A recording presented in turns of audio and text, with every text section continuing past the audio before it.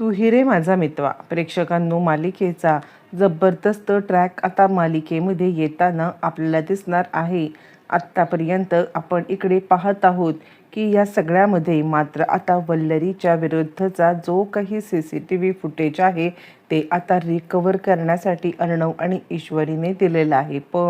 पण ज्या वेळेला अर्णव आणि ईश्वरीने हे CCTV फुटेज रिकवर करण्यासाठी दिले आणि ते घेऊन पोलीस आता नेमके आलेले आहेत ते म्हणजे आता मात्र पार्टीच्याच वेळेला, ज्या वेळेला ही आता सक्सेसची पार्टी आहे आणि त्याच वेळेला मात्र आता वल्लरीच्या विरुद्धचे पुरावे समोर आल्या कारणाने या सगळ्यामध्ये असा काहीतरी घोळ झालेला आहे की वल्लरीचं भांडं तर फुटलंय, पण त्याचबरोबर नम्रताच्या बद्दलचं महाभयंकर सत्यसुद्धा समोर आले। काय घडले, कसं घडलंय सविस्तरपणे पाहू। इकडे आता वल्लरी मुद्दामच नम्रताचे कान भरत आहे आणि नम्रताचे कान भरत मात्र आता वल्लरी इकडे सांगत आहे काहीही झालं तरी ही पार्टी सक्सेसफुल होता कामा नये। आणि त्यावरती मात्र आता नम्रता सांगायला लागते पण त्यासाठी मी काय करणार आहे। आणि त्यावरती मात्र आता लगेचच ती सांगायला लागते हे बघ, या पार्टीमध्ये मात्र आता यशस्वीरित्या पूर्ण झाली तर हे लोक सगळे आता मिजाज करत बसतील आणि आता कॉन्ट्रॅक्ट तर मिळाले आणि त्यानंतर सगळं यांचंच होऊन जाईल।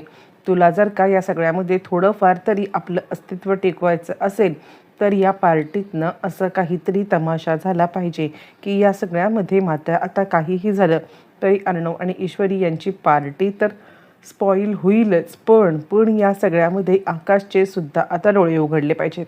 आणि यावरती नम्रता आता सांगायला लागते आई तुम्ही प्रत्येक वेळेला माझ्याकडून ही अपेक्षा करताय, पण तुमच्या मुलाला 4 गोष्टी समजावून सांगायला सुद्धा तुम्ही जात नाही आहेत, काय प्रॉब्लेम काय तुमचा। आणि यावरती वल्लरी आता सांगायला लागते माझा मुलगा जर का माझं ऐकत असता तर कशाला हवं होतं, तो ऐकत नाही म्हणून तर तुला सांगते ना।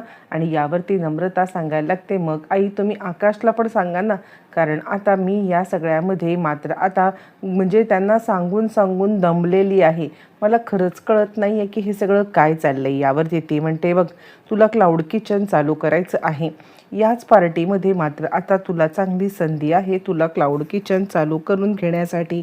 आणि त्यावरती ती म्हणते म्हणजे कसं। आणि त्यावरती वल्लरी आता तिला खूप मोठी युक्ती सांगते। नम्रता मूर्ख, या सगळ्यामध्ये नम्रता मात्र आता या गोष्टीसाठी तयार झालेली आहे। ती सांगते ठीक आहे आई, मी या सगळ्यामध्ये नक्कीच विचार करेन आणि ईश्वरी आणि अर्णव यांची पार्टी स्पॉईल करणार म्हणजे करणार। बरं हे सगळं चालू असताना मात्र आता लगेचच इकडे नम्रताच्या डोक्यामध्ये काहीतरी विचित्र पद्धतीचा प्लॅन सुरू आहे। नम्रता मात्र आता विचार करते ठीक आहे, काहीही झालं तरीही आता मी दाखवून देणार की या सगळ्यामध्ये मी या घरामध्ये जरी लहान सून म्हणून आले असले तरी मी ईश्वरीची मोठी बहीण आहे, असं म्हणत मात्र आता नम्रताच्या डोक्यामध्ये बरंचसं प्लॅनिंग शिजत आहे।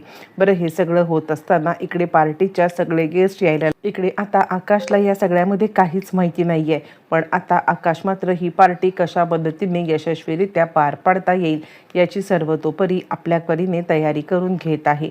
बरं हे सगळं होत असताना मात्र आता इकडे तोपर्यंत मामा येतो आणि वा अंजली छानच तयार झालेली आहे, सगळं काही छान आता होणार आहे। खरंच म्हणजे बघितलंच ना, अर्णवच्या पाठीशी आपण उभे राहिलो पण आता त्याने किती मोठं काम करून दाखवले। इकडे आता ईश्वरी अजूनही तयार झालेली नाही आहे। ईश्वरी आता अर्णवला प्रपोज करण्यासाठी वाट पाहत आहे, काय करू कसं करू।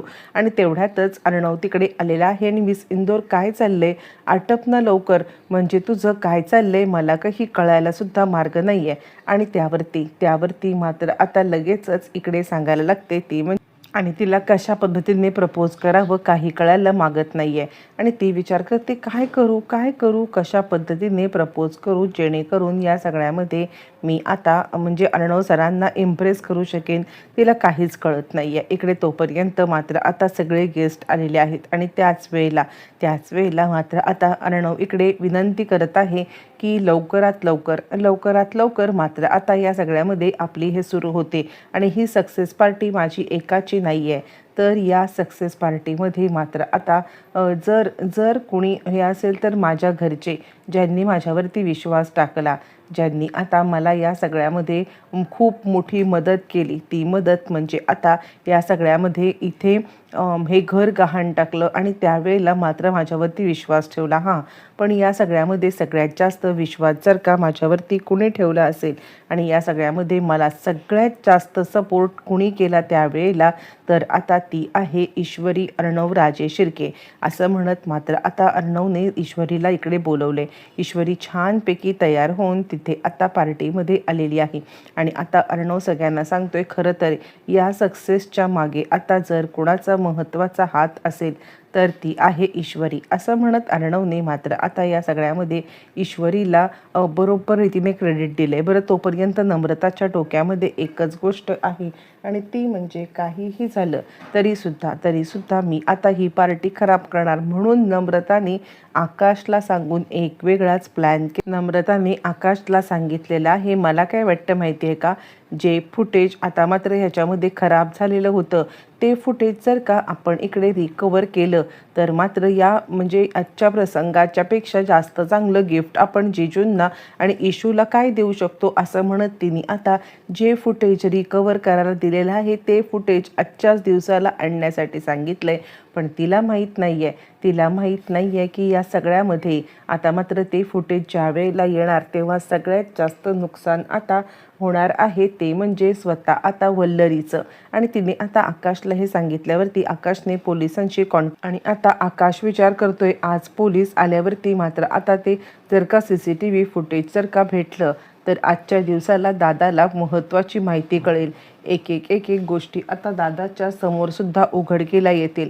दादाला याशिवाय जास्त चांगलं गिफ्ट मी काय देऊ शकतो असं म्हणत तो आता विचार करतोय. बरं, तोपर्यंत इकडे आता ईश्वरीला बोलवण्यात आले. ईश्वरीला बोलवल्यावरती छानपैकी आता अर्णवने सगळ्यांच्या समोर तिला आता इंट्रोड्यूस केले आणि सांगितले की या सगळ्यामध्ये सगळ्यात महत्त्वाचा माझ्या पाठीशी उभी राहणारी ती म्हणजे माझी बायको, माझी बहीण आणि त्याचबरोबर माझा मामा आणि त्याचबरोबर माझा भाऊ आकाश. या सगळ्यांनी आणि बाकी सगळ्या घरच्यांनी पण सपोर्ट केला, पण त्यांच्या मनात कुठेतरी काहीतरी शंका मात्र येतच होती. पण या लोकांनी निस्वार्थपणे जरी मनात शंका असली तरीसुद्धा मात्र आता मला इकडे फुल टू सपोर्ट केलेला आहे. मी या सगळ्यामध्ये काही झालं तरीसुद्धा त्यांचे उपकार अजिबात विसरू शकत नाही आहे. असं म्हणत मात्र आता केक कटिंग सुरू झालेलं आहे आणि त्याच वेळेला मात्र आता सगळेजण ईश्वरी आणि अर्णव यांना आता गिफ्ट द्यायला लागलेले आहेत. बरं, हे सगळं होत असताना तोपर्यंत मात्र आता लगेचच इकडे म्हणजे आकाश आलेला आहे आणि आकाश या सगळ्यामध्ये सांगत आहे, काहीही झालं तरीसुद्धा आज मला दादा तुला एक वेगळंच गिफ्ट द्यायचं आहे. ईश्वरी इकडे खूपच रोमॅन्टिक झालेली आहे. तिने आता अशा पद्धतीने इकडे अर्णवचा हात धरलाय की या सगळ्यामध्ये अर्णवला मात्र आता ईश्वरी आपल्या प्रेमात पूर्णपणे वेडी आहे याची आता जाणीव झालेली आहे. आणि आज काहीही झालं तरी ईश्वरीला प्रपोज करायचं असं त्याने ठरवले, पण नियतीच्या मनामध्ये मात्र आता काहीतरी वेगळंच आहे. नियती या सगळ्यामध्ये आकाश आणि इकडे आकाशच्या तोंडून महाभयंकर सत्याचा महाभयंकर खुलासा करताना आपल्याला दिसणार आहे. मात्र आता आकाश इकडे येतो आणि तो सांगायला लागतो, दादा पोलीस आलेत. आणि त्यावरती अर्णव म्हणतो, पोलीस आणि इथे आणि आज का? आणि त्यावरती मात्र आता लगेचच इकडे सांगायला लागते ती म्हणजे आकाश सांगायला लागतो, हो जे फुटेज मात्र आता ज्या दिवशी आपल्याला हवं होतं ना ते फुटेज टॅम्पर झालं आणि तेच फुटेज आता वल्लरी गडबडले. वल्लरी आता म्हणायला लागले, हे काय नवीन? यावर नम्रता म्हणते, तुम्हाला हे स्पॉईल करायचं होतं ना आणि ते स्पॉईल करण्यासाठीच मी हा सगळा प्रकार केलेला आहे. आता बघा कशी यांची हे स्पॉईल होते ते. यावरती वल्लरी चिडले, अगं मूर्ख मुली, हे सगळं करायला सांगितलं होतं का? पण आता वेळ निघून गेलेली आहे.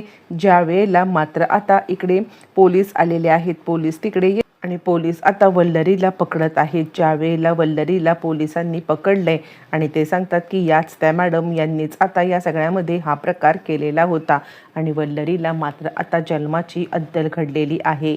एकाच झटक्यात मालिकेची मात्र आता समीकरणं बदलताना आपल्याला दिसत आहे. मालिका आता तिच्या खूप मोठ्या टर्निंग पॉईंटवरती आलेली आहे आणि इथूनच मात्र आता इकडे वल्लरीची कारस्थानं तर उघडकीला आलेलीच आहेत, पण त्याचबरोबर मात्र आता इकडे नम्रताच्या एका गोष्टीमुळे महत्त्वाचा बदल आता घडलेला आहे. एका झटक्यात मालिका तिच्या आता मोठ्या पीकवरती आलेली आहे. वल्लरीसोबत काय घडणार येणाऱ्या भागात सगळं पाहायला मिळणार आहे.